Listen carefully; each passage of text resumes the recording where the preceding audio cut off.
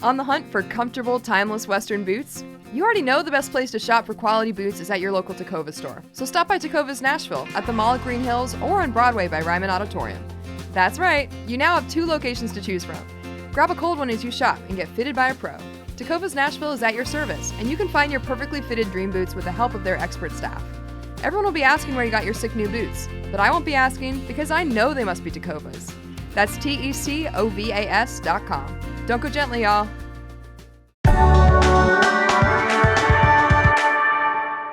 Today on CityCast Nashville, I'm thrilled to welcome Smilin' Jay McDowell. Jay's journey from playing for tips at Robert's Western World with BR549 to touring the world with legends like Bob Dylan and George Jones is truly inspiring. He's been a part of Robert's Western World since before it was Robert's Western World. Robert's is our producer Marie Cecile Anderson's favorite place in town, so she's going to host this conversation.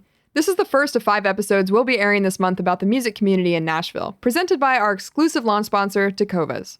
Tacovas knows more than handmade boots and fine Western wear. They've also got an ear for great music, too. From legends of the past to rising stars in the scene, they love supporting musicians and music fans right here in Nashville. So if you're headed for a good time on the stage or in the crowd, go in good boots from Tacovas. Take it away, Marie. It's July 31st. I'm Marie Cecile Anderson, and this is what Nashville's talking about.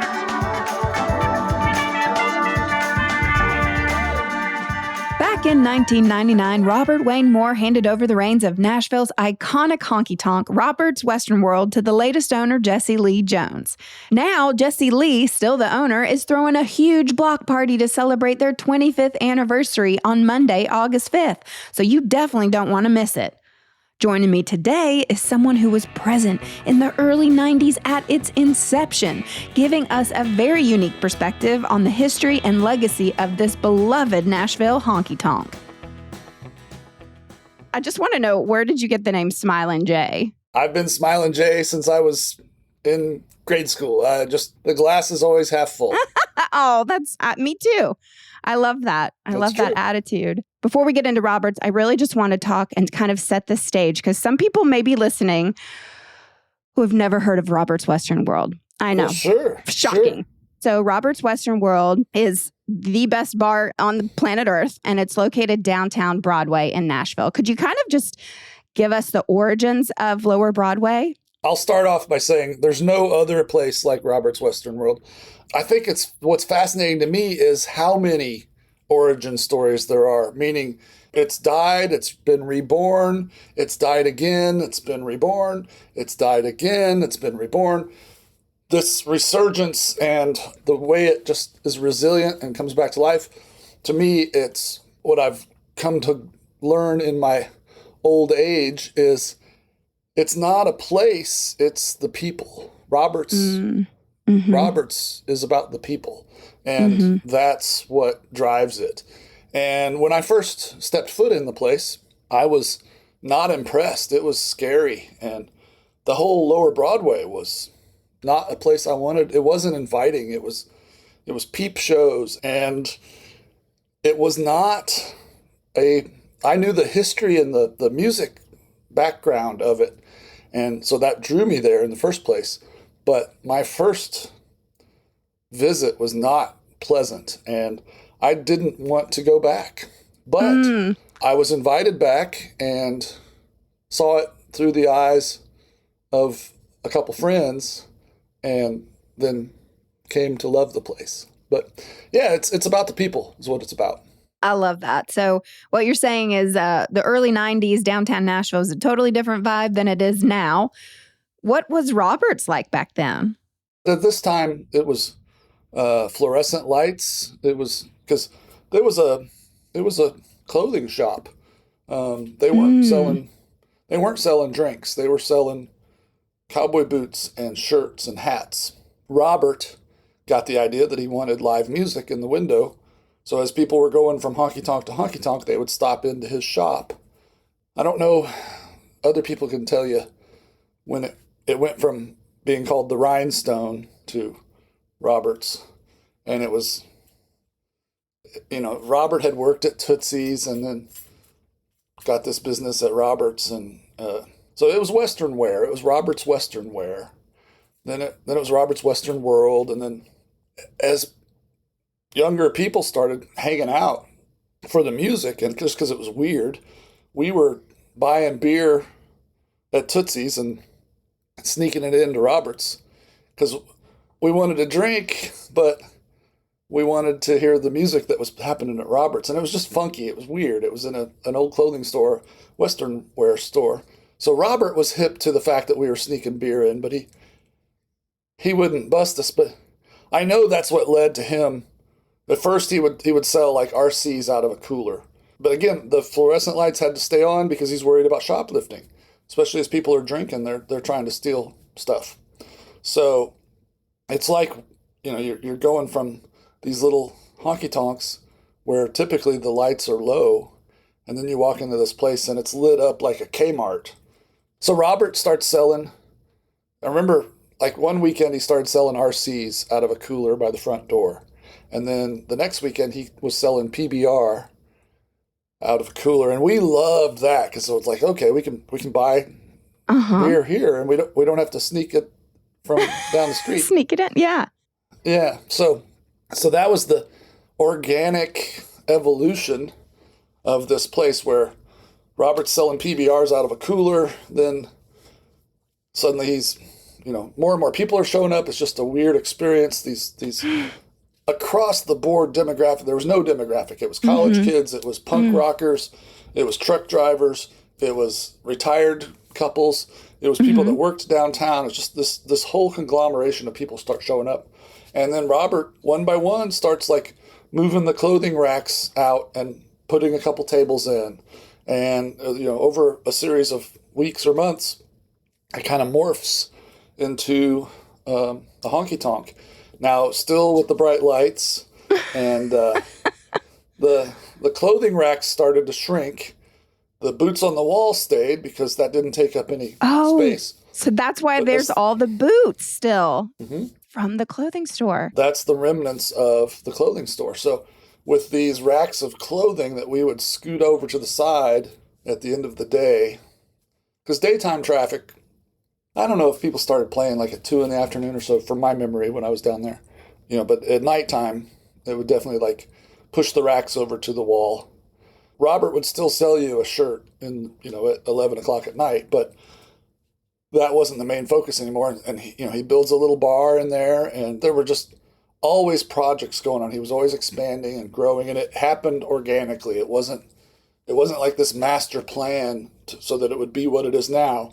It was like, okay, we need an office back here. So one day they'd be putting up drywall and making an office. And then the upstairs was office space, and they renovated that and made the balcony. And then they made the bar longer. And then they could sell beer at first, but then it was a certain thing like you needed to sell X amount of food for it to have a liquor license, that kind of thing. So then they put a grill in, and it just started evolving and growing. So then they're selling food, and I think just to have a beer license, I don't know the politics, I don't know the ins and outs. I was just playing music there, but there would be like lunch meat slices, like sweaty lunch meat on the bar for sale, and that was like, hey, to have a beer license, we got to sell food. So sandwiches are $4. But I would look at that meat, and it was very suspect. This meat had been sitting out for who knows how long. But then when the grill came in to get the liquor license, that was another thing where it just kept evolving. And then he had pretty good food, and then full bar. Then the balcony opens, another bar opens up. It was just constantly growing. And so you were there for the inception of it all, and it even sounds like you were there for the inception of the fried bologna sandwich that they still have on the menu today. Yeah. Can you tell me a little bit more? So this was in the 90s. What honky-tonks did exist around there, and how did Robert's stick out? I mean, Robert's stuck out just because it wasn't initially a honky-tonk. It was a Western wear store in the middle of these honky-tonks. So the Wagon Burner was next door, which is where Layla's is now. Tootsie's was always there. Tootsie's was the hive. Tootsie's was kind of the, that tourists would come, and Tootsie's had been established. Of course, that used to be called Mom's back in the day. Across the street, there was the Wheel. Ernest Tubbs Record Shop was there, yeah. And the Merchants, the restaurant was down there on 4th and Broad. And Adult World was just the opposite direction from Tootsie's, from Roberts as Tootsie's. And so that was the other wrinkle, was with all these peep shows down there, you had all these workers that worked in these sex shops down there that they'd be getting off work at whatever time of the day. That they weren't necessarily working 9 to 5, if you know what I mean.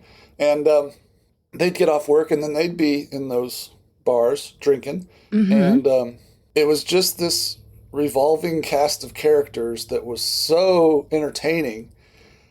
And I'm fascinated that now when I go down there, of course it's not the same people, but it kind of is. It's a new cast of characters, but it's the same soap opera, the same drama, the same problems with, the waitress at Roberts is just broken up with her boyfriend who plays drums at Tootsie's. Oh, right. And now he started dating the bartender. All the drama is still there, and it's oddly comforting because the people are gone. There's some familiar faces when I go downtown now, but it's, for the most part, it's not the same people. But I started to realize over time that it's the same drama. It's the same soap opera going on. But it's also amazing to cross paths with these people who have moved away and gotten jobs and left Nashville and all these years later that, I'll cross paths with somebody that I hadn't even thought about in 30 years.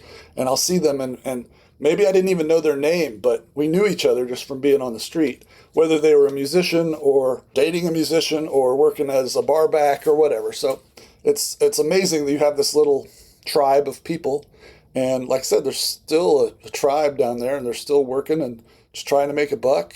And you got hustlers and the musicians that are showing up. And so I really fell in love with the whole culture of it. And like I said, the people that I made relationships with there was what the strength of it was.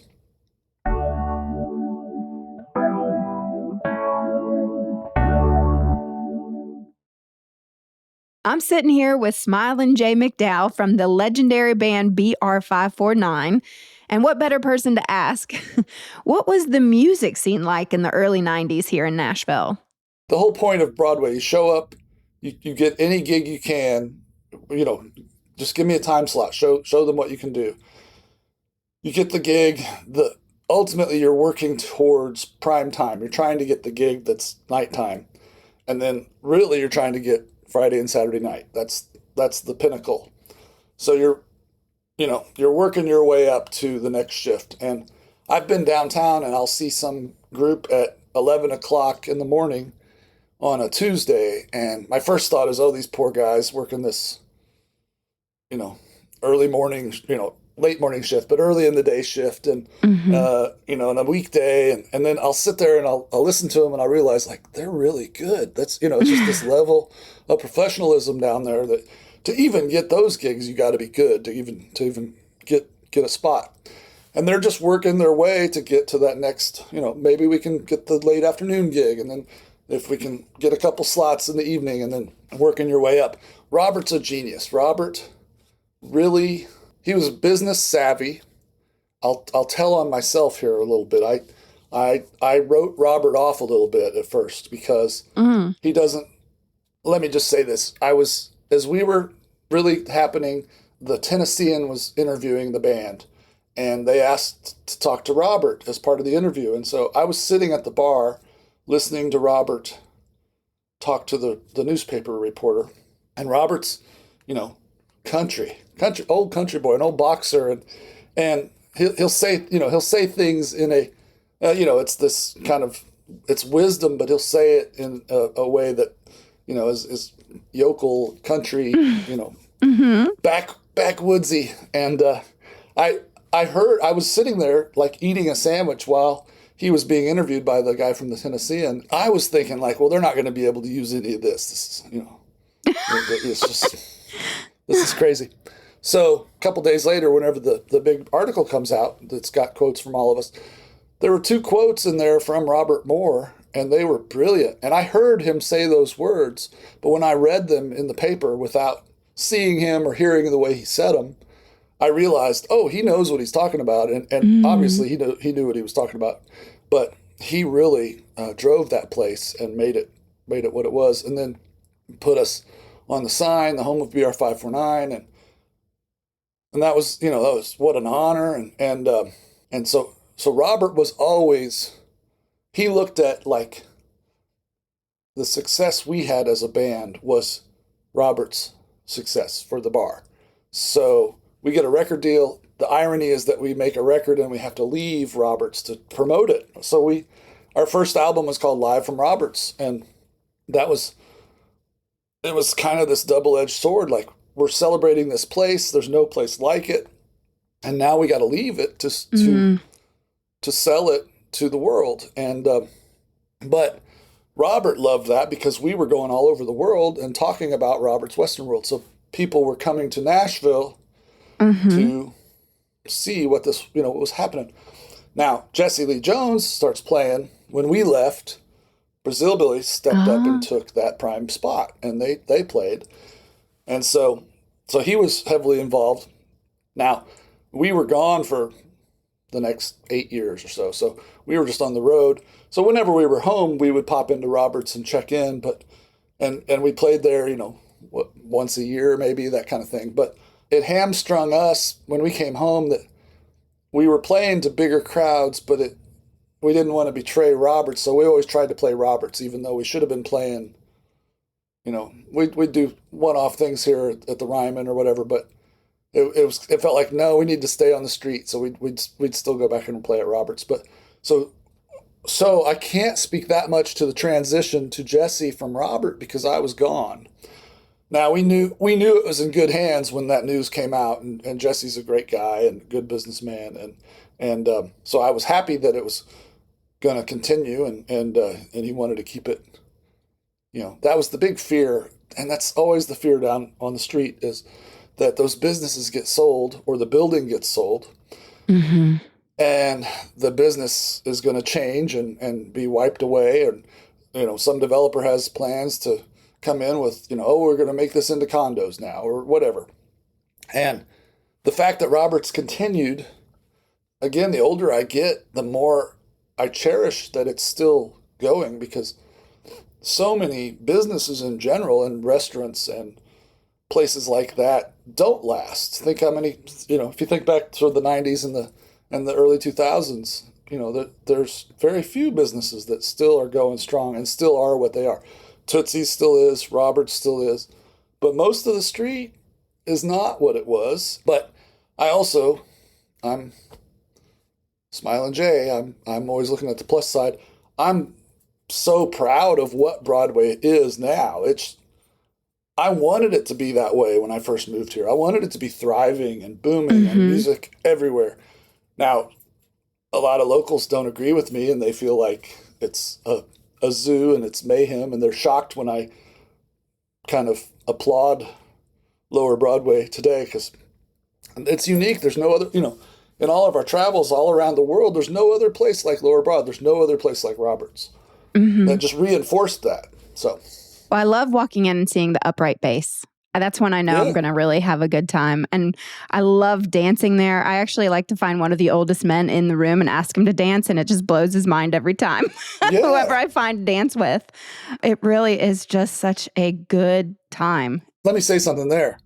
Roberts was a place where people danced, and that was a gigantic thing. Meaning, when I went to other shows or played in other places, not in Lower Broadway, people didn't dance. They're all musicians in the crowd. So you go see the acts that are coming through town, and it might be a sold out show, and the audience was mainly musicians because it's Nashville, and they might have been just killing it on stage, but the song ends and everybody politely applauds because they're all drummers and bass players and guitarists thinking, oh, that was really amazing. They're not jumping around and dancing. They're analyzing it and enjoying it their way. So I saw that time and again where these bands that came through town felt like they failed. And I was like, no, you guys killed it. Like, that was a great response from the crowd.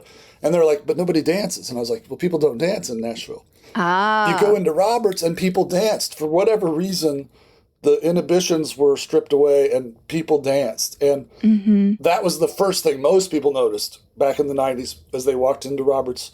We'd be playing on stage and there's a full dance floor in front of us. And people are like, well, this is different because I want to dance and I want to have fun. And Roberts was it just felt different, and it felt like you could dance. And watching the group of people that showed up every night just to dance, you know, you had the young girls and usually the older guys. And once they kind of established it, okay, the guys are here to dance. They're not creeps. You know, you have that. That's an element there. But once that was kind of established, like, oh, they're here to dance, and that's why they're here.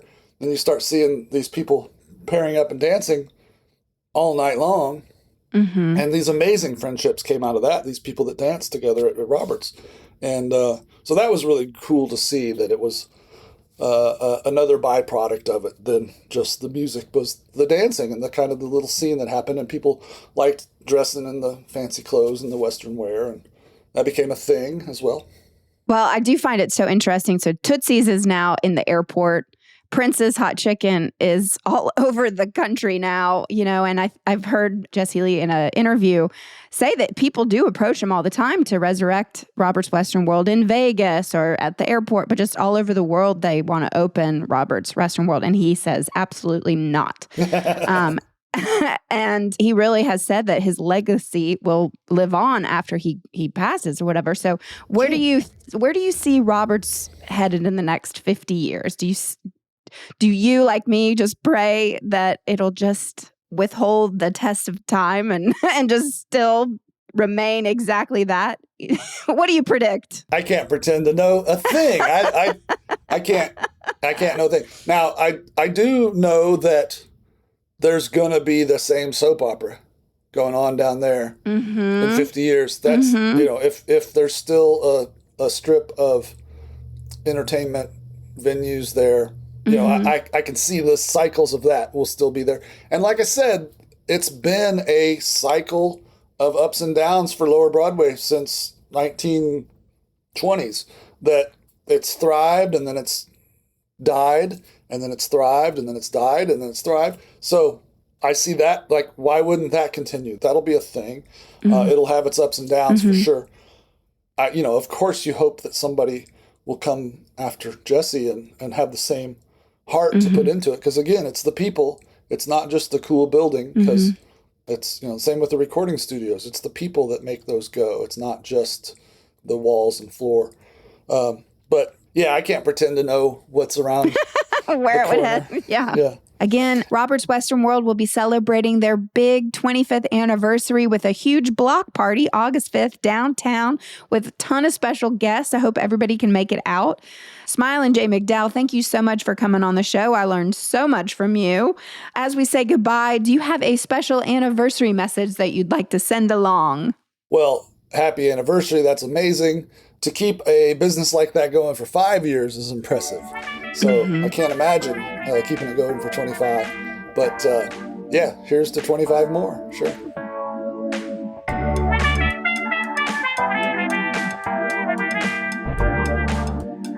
That's all for today here on CityCast Nashville. Marie, thank you so much for covering for me as I played hooky. I love you. And if you enjoyed the show, why not tell a friend? Rate the show, leave us a review, and subscribe to our Hey Nashville newsletter.